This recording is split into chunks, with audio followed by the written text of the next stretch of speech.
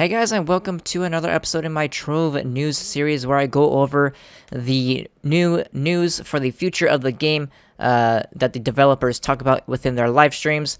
Today is the 15th of January, or at least that is when the live stream happened.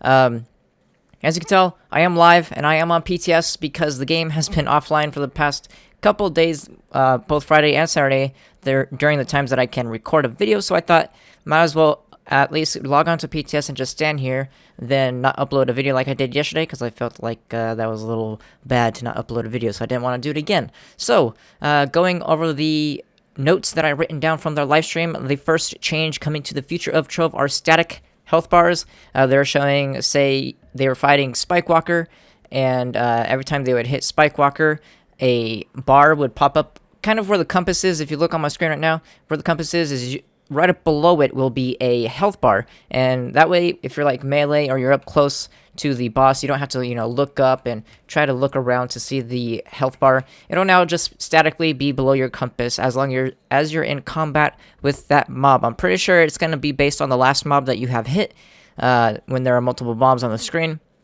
So I hope they prioritize bosses. If a boss is in the presence in your world, say you're in a shadow tower, I hope it sticks to the boss's health, because if you say like Pinata, if you know how there's a million mobs in Pinata, I don't want it constantly flipping through all the health bars. I just want to see Pinata's health, so I hope that's what they are doing.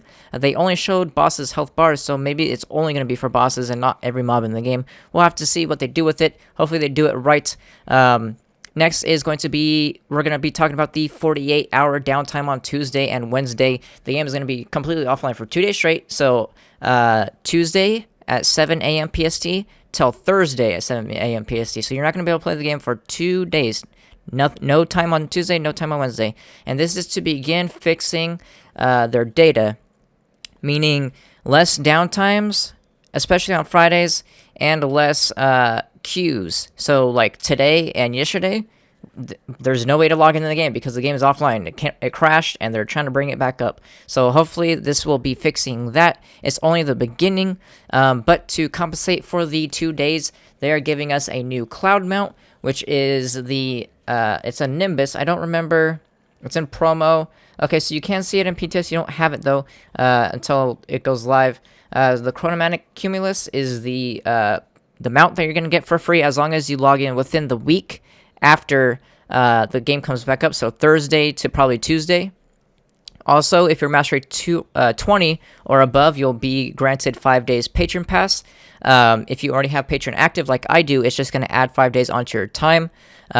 Also, consecutive days are protected, so you don't have to worry about your consecutive days. As long as you log in on Thursday, you don't have to worry about Tuesday or Wednesday killing off your badge progress. And also, the last one is a double PvP XP for the week as well. So once the servers come back up on Thursday, and I'm assuming till Tuesday, maybe they'll make it till Thursday, but they just said for the week of the downtime, you're going to get double PvP experience for 1 week. Maybe I'll finally go and do some PvP.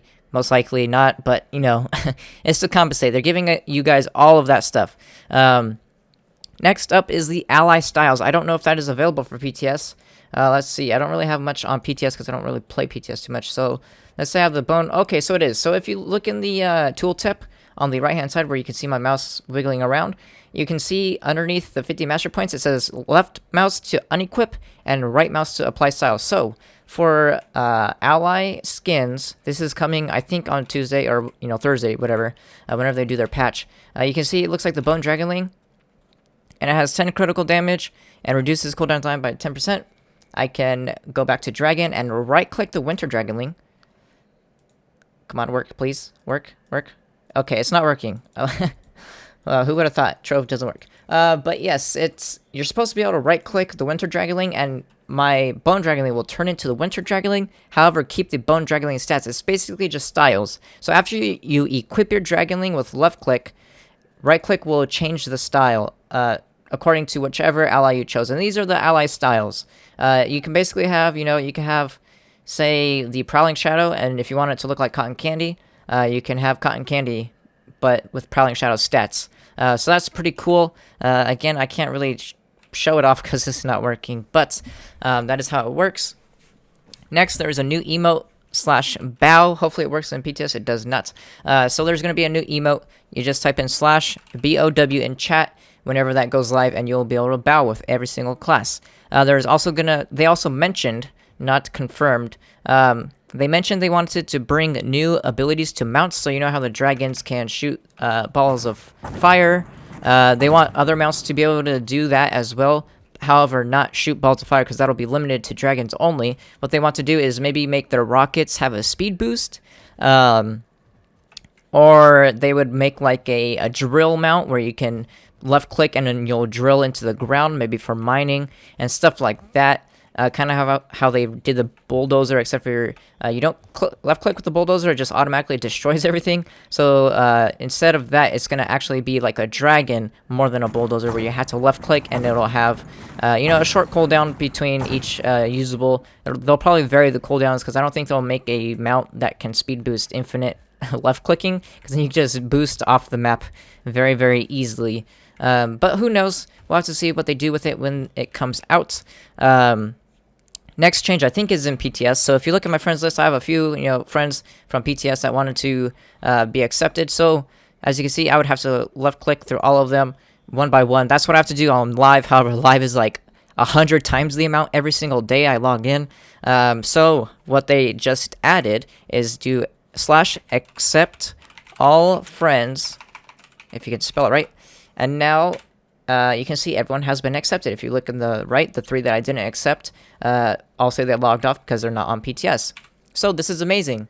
I know not everyone needs it, so it's not really great for everybody, but for people like myself, and I know a few others that have like 2,000 plus friends, all we have to do when we log on each day is type in accept all friends. We don't have to open our friends list, so we don't have to crash our game by opening the friends list, and we'll be able to accept everybody to our friends list. So that's pretty cool. I'm really enjoying that. They're looking out for the players and streamers and stuff like that need help, because we don't really get too much support, to be honest. So that's great. I'm glad for that. Next up is more teasing of new class abilities. So what I mean by that is they, again, just mentioned briefly that there's going to be more class progression. And they said, maybe it could be new abilities that your classes do. You're going to play your classes in different ways when the class changes come. That's all they said, basically. It's just the classes are going to be played differently and have maybe some cool new things to do with them. So, again, just wrote that down because it is more teasing. Next is another maybe thing, and that is private adventure worlds. I don't know what you would need a private adventure world for, besides... Well, I guess I could see it now that I'm thinking about it, because, like me, I have an entire club full of 700 plus members, and I have a friends list of 2,000 players. So when I go to do things like radiant shard farming, I'm getting joined by like 60 players at once, and it's impossible to get radiant shards. Maybe this is what that is for. So I can make a private adventure world, and then I can go and farm with 8 people, and no one else will be able to join unless I invite them. That actually sounds pretty cool now that I think about it. And again, that would be to address the players that have, that kind of following. And that is actually very cool if that's what it is. That's not what they said, but that's what I'm thinking about right now. And that seems pretty cool. It'll especially help me out, and I know a ton of people that will help out, so hopefully that could be a thing. And they said that's not on the priority list anyways, so it's not guaranteed to come to the future, but they said they are acknowledging that they might do it. So that's pretty cool. And the last thing is more biomes added to the Sky Realm. I've already known about this for a while. I don't know how many other people knew about it, but if you guys don't know, I will let you guys know right now, because I'm pretty sure not many people know about it, because I don't think the developers have ever actually talked to the public about it. I'm not sure on that, though. Maybe some people know. But you see the Starlight Dragon? This is actually themed off of a biome that is coming to the future. So what they're going to do in the Sky Realm is they're going to add a new biome to the Sky Realm. It will spawn in the Sky Realm with the Radiant Ruins, which is what we have now. That is the light section of the Sky Realm, is the Radiant Ruins. There's going to be a new biome called the Starlight Biome, which is supposed to be the opposite of the Radiant Ruins, but it'll be still within the Skyrim to, update the Skyrim a little bit, bring it more, a future update. So I don't know how many people knew about that, but yes, that is actually what the Starlight Dragon is from, is actually foreshadowing the future of the Skyrim, and I don't know how many people knew about that, so I hope you learned something new today, I guess, through this series. But yeah, that's pretty much it. Mostly what they're doing for the future is actually helping out like bigger, I would say like YouTubers and streamers. They've been really vocal on that they want to be more friendly towards us, so I'm glad about that. They're also doing events for streamers. I'm pretty sure I'm not going to be in it because even though I'm one of, in the top 3 streamers whenever I do a stream, they don't support me too much, to be honest, and rightfully so. I do talk a lot about their video game in my videos, so I wouldn't blame them. But they're going to be doing, streamer events next month, I think it is. Maybe it's this month at the end, and stuff like that. So I'm glad if it does help out other streamers. I am glad as well because that brings more attention to the other great content creators out there. But I am super happy about the Accept All Friends and the Private Adventure Worlds if that ever comes. So I'm glad they're looking out for us as well. But that is going to be it for this video. That is it for the news for this week. I don't know when the patch is coming out next week. Maybe they won't do a patch next week, and they're going to wait till the week after that. We'll have to see, but that is going to be it. If you guys enjoy this, leave a like on it. But besides that, I will see you